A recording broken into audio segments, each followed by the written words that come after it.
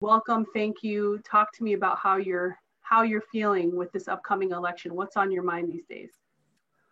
Well, I mean, there's many things, right? Like the importance of voting, just in general. I think as immigrants um, and as Black people, um, our communities, there's definitely the voter suppression in our communities, right?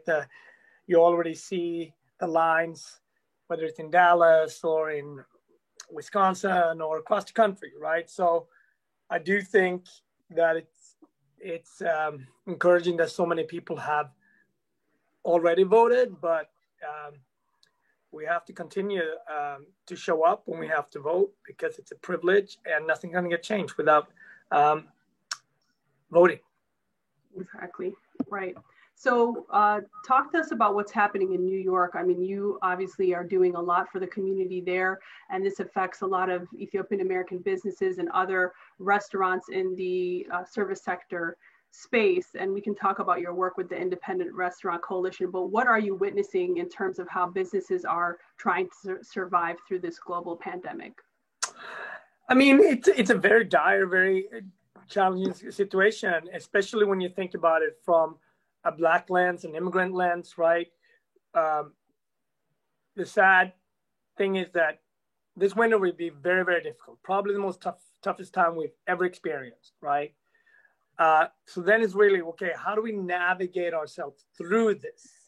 Because obviously, uh, there's going to come opportunities after that. And again, I do see a lot of faith in us as people. Most immigrants that come to this country has, people have to understand sort of like the buckets of immigrants, refugees, and so on. When you decide and when you have the chance to come here, the amount of things you came very often from a dire situation or from a situation that you just believe it can be better over here, right?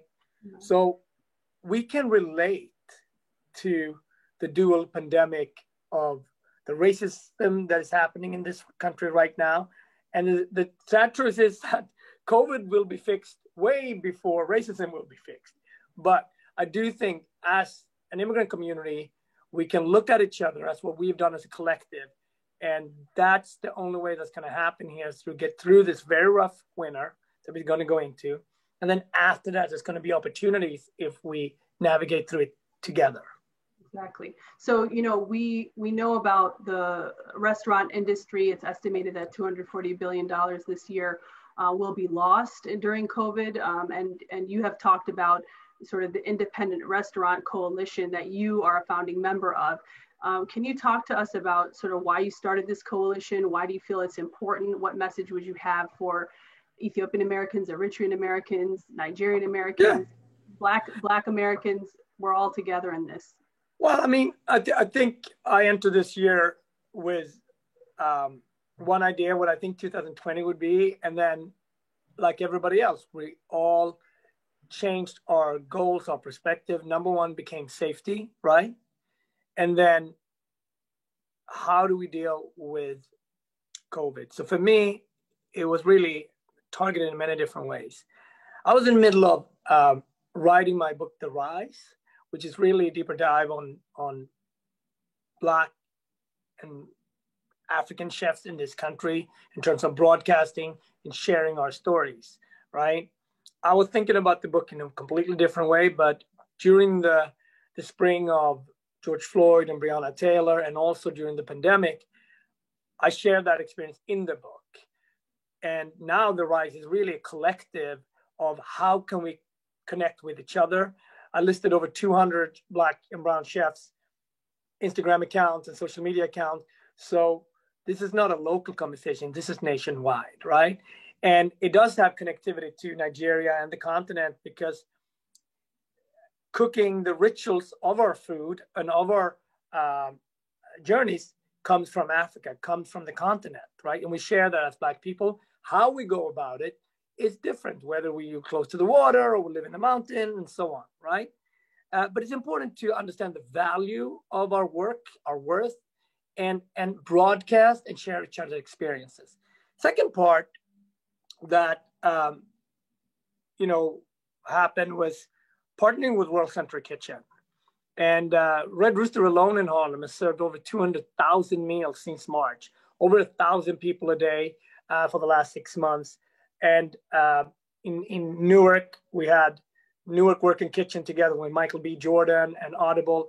So my point of saying is the way we're going to navigate together out of this will look different locally. In Newark, I had an incredible investor on the private side with the founder of Audible and a celebrity like Michael B. Jordan to broadcast. That is important because it helped us raise money. And more importantly, we served 500,000 meals, and it saved the Newark restaurant industry. In Harlem, collectively, we've done a lot. And in Miami and Overtown, it looks different. But my point is, wherever you are on this sector, whether you're on the private side, on the public side, on the fundraising side, you can almost take all of that out. You have to figure out, how do we navigate? How do I locally help my community? Because without your community, and this is something we've learned from Africa, from Ethiopia, you're no one, you're nobody, you're lost. So this is really where it's a test. And I do think as Black people, we can navigate that.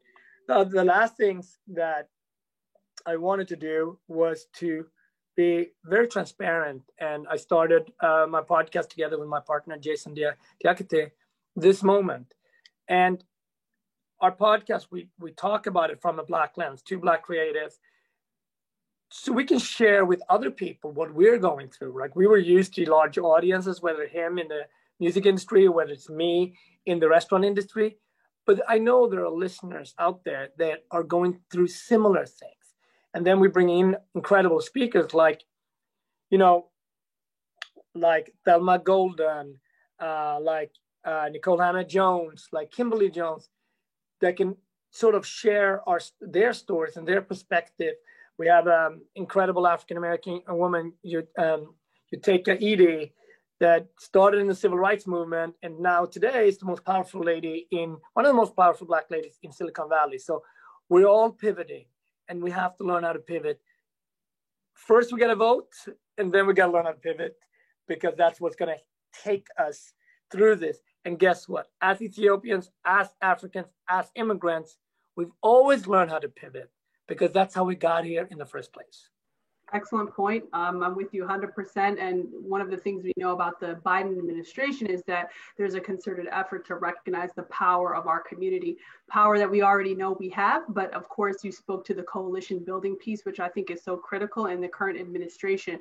Can you talk about why you think it's just so important to use your role, given the world-renowned platform you have, to really elevate issues that concern all people, especially Black people, but also immigrant people? And talk to me about sort of why you make it a point to raise and work on these issues and raise them up. Well, I think first of all, I told Vice President Biden when he came to the restaurant 4 years ago, no more than that, 6 years ago, that he should have run back then. So I was early on Joe Biden. I just want to let you know that. You know what I mean? That's great.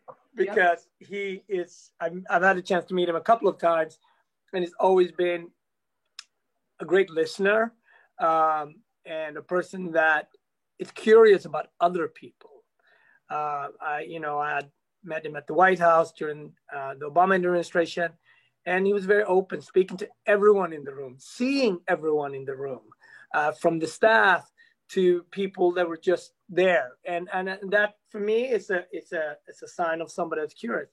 But also, I think that when you think about Kamala Harris, the world is constantly learning about Blackness from different levels, right? The fact that you can be Indian American, African American, and an immigrant Caribbean American at the same time. I go back to the book The Rise. That's what we talked about. Being Black means that your experience is highly layered, very often very complicated, but it's equally beautiful, and you can aspire to great things. Both Joe Biden is an example of that, and Kamala Harris an example of that. They're both incredible Americans from very different backgrounds. And that, for me, the Biden-Harris ticket really shows America at its promise, right? We can have very different starting points in life, but yet you can come together and both being in the intersection of aspire and inspire. Awesome. And change. Yes, be the change you want to see, and that's exactly right. Well, thank you. My last question is really more about sort of your dreams of moving forward as a community of African immigrants and African Americans together.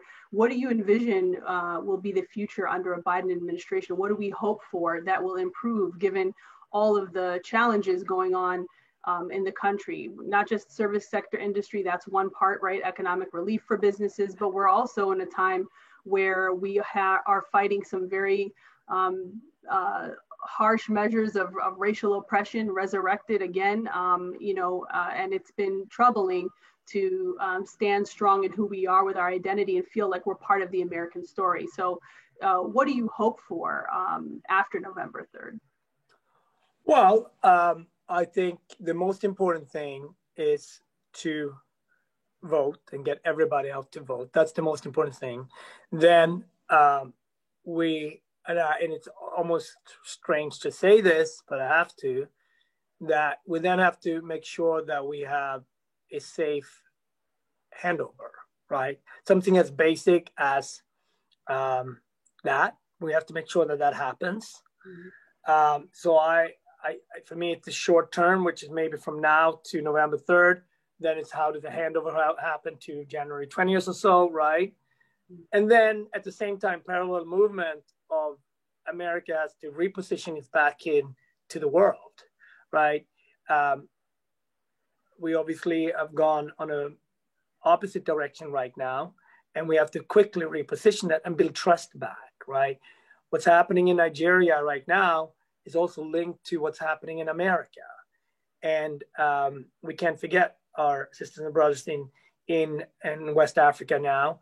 And who's to say it's going to stop there, right? And we have issues all over the continent, and we're linked as one. And America has an incredible role there. You think about the opportunities now, for example, with Ethiopia and the dam.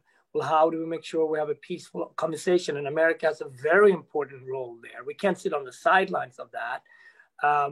And all of these movements has to be happening peacefully. You know, the dam is an incredible opportunity, but it has also, we have to peacefully be making sure that the people who really need it get access to it. So for me, I don't see, that might not be a direct Biden-Harris ticket right away, but it is important, and it's important for our community, right? So you can't talk about a equitable America without really sharing the stories of the immigrants, particularly of Black and BIPOC.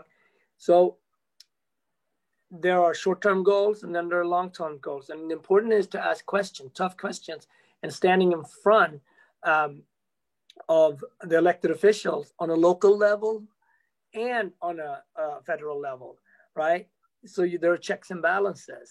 But I'm very optimistic about Biden-Harris because there is so much depth in the ticket alone, and also know how many incredible smart people that's going to work underneath with that ticket, because it does aspire and it does look more like the rest of America. So I'm very positive about it. That's awesome. Thank you so much, Chef Marcus, for all that you do, for using your platform in this way, for being as much of an activist as you are, an amazing chef, and being proud to be Ethiopian. I think, this is the story of the Biden administration. They look like us. They're proud unapologetically to represent a diverse America. So we thank you for your time this Friday. I bring Ethiopia with me wherever I go. I was speaking at Harvard last week, and the one thing that I want to make sure was that Ethiopian students could have access to the link, South African students and Nigerian students. So, as a Black person, as an immigrant, Maya and I, raising a young son like Zion, the beautiful thing about America is that we can be Ethiopians and Americans at the same time. In our case, it's even being Swedish Ethiopian and American at the same time. That's a privilege. That's something that the generation before us and before that fought for. And the right to vote is actually something that, you know, today we take it for granted, but we shouldn't just, this is something that generations of people fought for really, really hard. And it wasn't that long time ago until 1964 with Lyndon B. Johnson, for example. So this is in recent times. So I don't take that for granted. And as an immigrant, I remember when I became American, and the first thought for me was, I can now vote. You know, that's powerful. So thank you for having me. And just make sure we get everybody out to vote, okay? Amen. Thank you so much, Chef Samuelsson. We appreciate you. Stay strong. Say hi to Cassie. And go vote. All right. We will do. Thank you. Take care. Thanks. Bye.